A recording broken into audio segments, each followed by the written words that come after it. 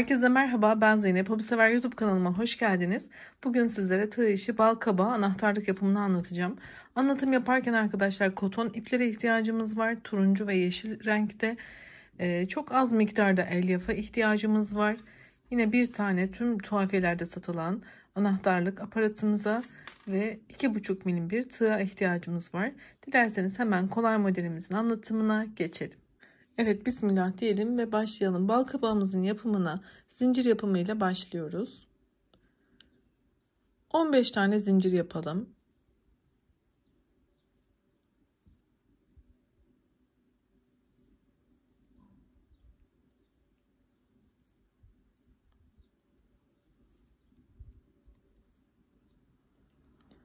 Zincirimi yaptıktan sonra tığımın üstüne bir kere doluyorum ve geriye dönük 14. zincire batıyorum. Bir ilmek çıkarttım. Tığıma bir ip sarmıştım. Şu an tığımda bekleyen 3 tane ilmeğim var. Üçünü tek seferde çıkartarak yarım trabzan yapıyorum. Tekrar tığıma ipimi sardım. Sırada gelen zincirden ilmek çıkartıyorum ve yarım trabzan yapıyorum.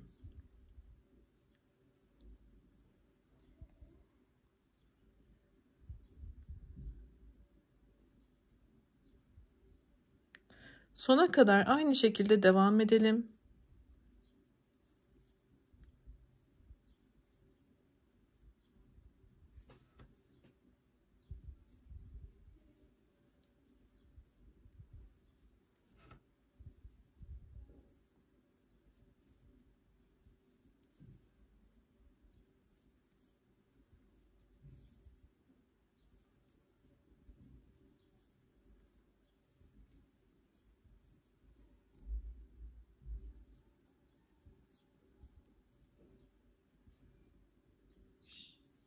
Evet, sona kadar geldiğimde toplam 14 tane yarım trabzan yapmış olmalıyım. Evet, bir üst sıraya çıkarken bir tane zincir yapıyorum. Tığıma ipimi sardım ve ters çevirdim. Burada arkadaşlar ilk başlangıçtan itibaren sadece tek kanadını, yani arka lobunu alacağız. Her iki kanadını değil. Bu ilmeklerimizin sadece arka lob, tek kanat, yani arkadan alarak ilmeğimizi çıkartıyoruz ve yarım trabzanımızı bu şekilde yapıyoruz. Tığıma bir kere doladım, arka lob, ilmek çıkarttım, yarım trabzan. Burada da yine 14 sayısını takip etmeliyiz. Sona kadar devam edelim.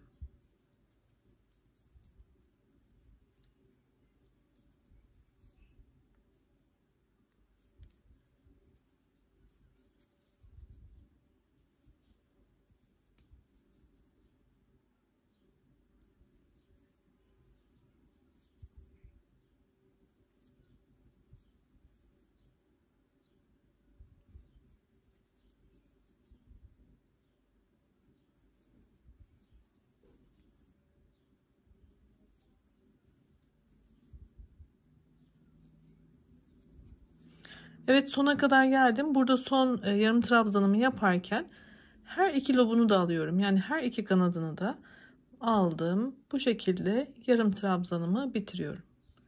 Sayımızda artırma ya da eksiltme yapmayalım arkadaşlar. Yamulmalar olabilir artırma ya da eksiltme yaptığımızda.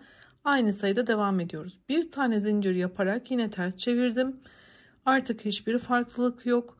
Arka lob, yarım trabzan ve 14 sayısını takip ederek bir üst sıraya çıkarken bir zincir yapıp dönerek bunu 18 sıra olana kadar devam ediyoruz.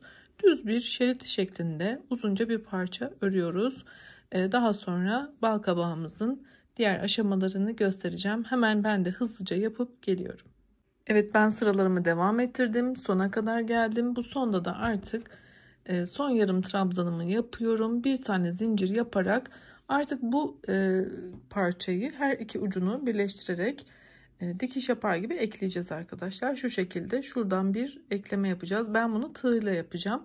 Eğer sizlere zor geliyorsa direkt iğne ile de dikebilirsiniz. Başlangıçta ilk buradaki sık iğnemin yine arka lobunu alacağım. Buradan da ilk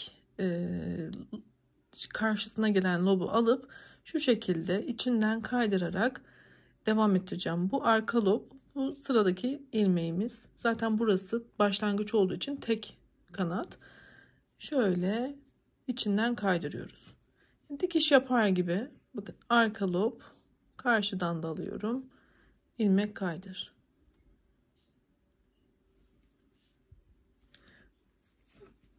Böyle dikiş yapar gibi ilerleyeceğiz ta ki şu noktaya gelene kadar devam edelim. Evet, ben ilmek kaydırmayla sona kadar geldim. Bu sonda da her iki kanadını da alacağım arkadaşlar. Burası daha güzel muntazam dursun diye şöyle her iki tarafı da alalım. Şöyle ilmek kaydıralım. Burada da bir tane zincir yapalım. Şöyle bakın dikiş yaptık burada. Şimdi burada ipimizi uzunca bırakarak keseceğiz. Çünkü artık iğneye geçeceğiz. İğneyle kalan işlemleri devam ettireceğiz. Dediğim gibi biraz uzunca bir parça yaparsak işimiz daha kolay olacak. Şu şekilde.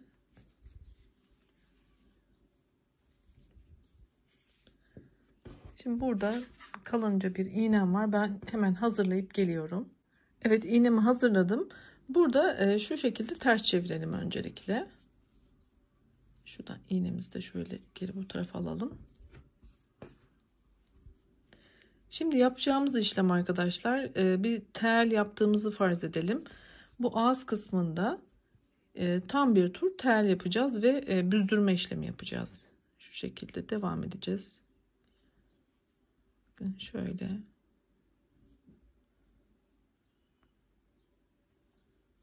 Bu şekilde ipimizi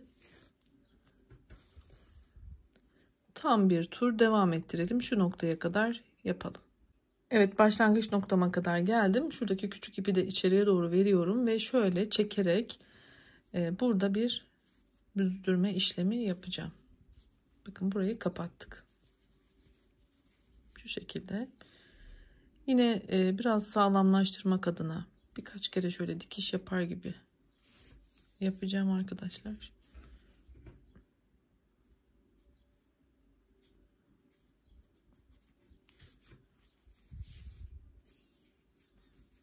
Açıklık kalmayana kadar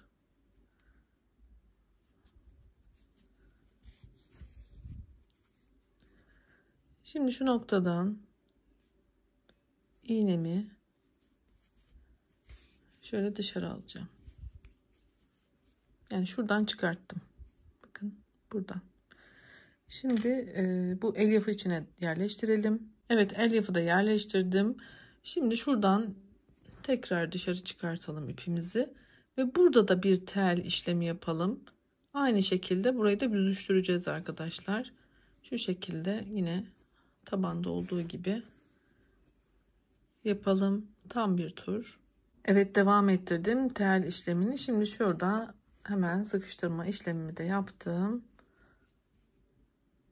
Burada yine bir düğüm atacağım. Açılma yapmasın diye. Şöyle bir dikiş yapalım.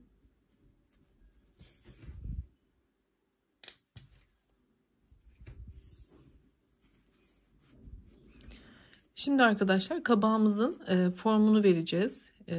Burada amacımız bu kabağı 8 parçaya ayırmak. Nasıl? Öncelikle şuradan bakın şöyle ipimi geçireceğim. Tabandan iğnemi batırdım. Tekrar orta noktadan çıkartıyorum. Çok değil, hafif bir şekilde büzdürdüğümde zaten burada form oluşuyor. Şimdi karşısında da aynı işlemi yapıyorum. Şu an 2 parçaya ayırdık. Bu şekilde devam ettiğimde 4 parçaya ayırmış oluyorum.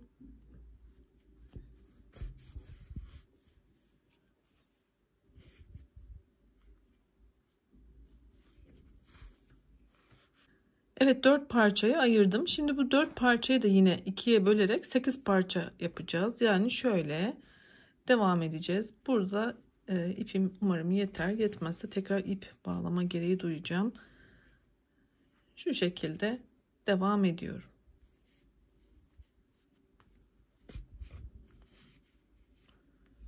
Evet, benim ipim biraz kısa kaldı arkadaşlar. Bir tane buradan yapacağım. Bir tane de buradan yapacağım. Toplamda 8 parçaya yapıp geleceğim. Sonra diğer aşamasına geçelim. Evet, kabağımı 8 eşit parça ayırdım arkadaşlar. Hemen şöyle göstermek istiyorum. 1, 2, 3, 4, 5, 6, 7, 8.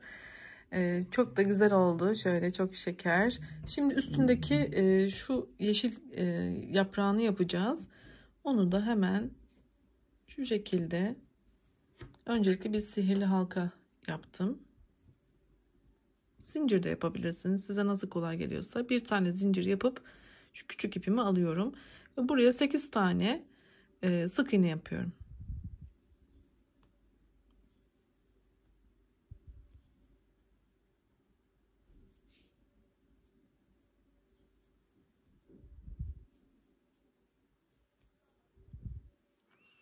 Şimdi buradan küçük olan parça ipi çekiyorum. Her iki ucu birleştiriyorum. İlk ilmekten şu şekilde kaydırma yaptım. Bir tane zincir yapıyorum. Şimdi arkadaşlar başlangıçta 2 batacağım aynı yere. 1 2 2 tane sık iğne yaptım. Şimdi tek batacağım. 3. Şimdi çift 4 5 tek 6 çift 7 8 tek 9 10 11 bir tane de tek batacağım 12 tane sık iğne oldu. Başlangıçta da şöyle kaydırarak bir tane zincir yapıp bunu da yine dikiş yapacağım için uzunca bırakacağım. 8 tane sık iğnemizi 12'ye artırdık.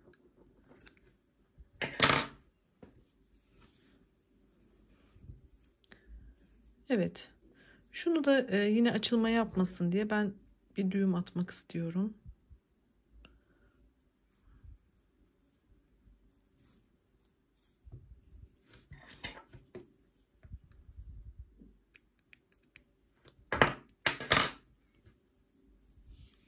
Şimdi bunu da şuraya dikeceğiz. İğnemi hazırlayıp geliyorum. Evet, iğnemi hazırladım. Şuradan başlayacağım ve dikiş yapacağım.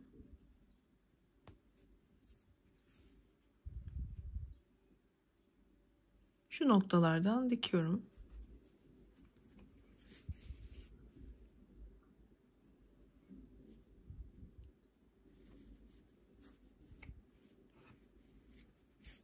Çok sevimli oldu gerçekten. Daha önce sizlere daha boy olarak büyük 2 tane farklı video daha hazırladım. Balkabağı videom var. Bu videomun sonunda olacaktır.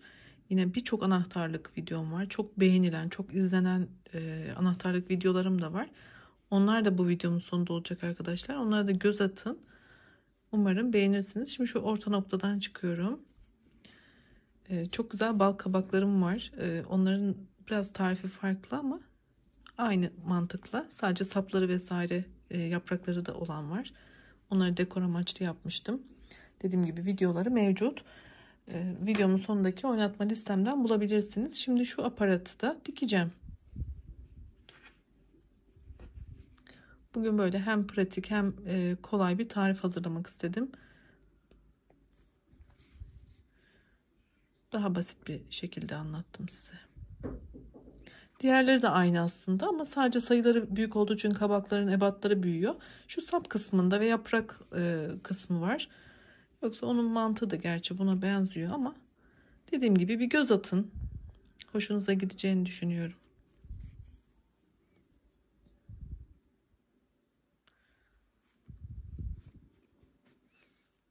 Şuradan bir düğüm atalım. Daha açılma yapmayacaktır.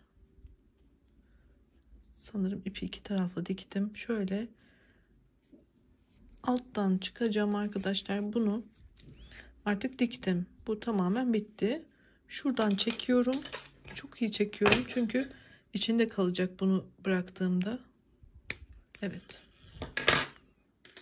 Bakın şurayı şöyle yaptığımda artık o ip içeride kaldı. Bu da böyle hazır. Gerçekten çok güzel oldu. Şöyle ben bir tane daha hazırladım. Bakar mısınız, o kadar şeker oldular ki. Ben çok sevdim. Böyle şeyleri yapmayı da çok seviyorum. Sizlerle paylaşmayı da çok seviyorum. Umarım sizler de beğenmişsinizdir. Beni izlediğiniz için çok teşekkür ediyorum. YouTube kanalıma abone olmak da ücretsizdir. Abone olup bildirimleri açarsanız yapmış olduğum tüm paylaşımlardan ücretsiz bildirimler alırsınız. Kanalımın ana sayfasındaki oynatma listelerime göz atın. Çünkü çok farklı kategoride çok fazla videom var.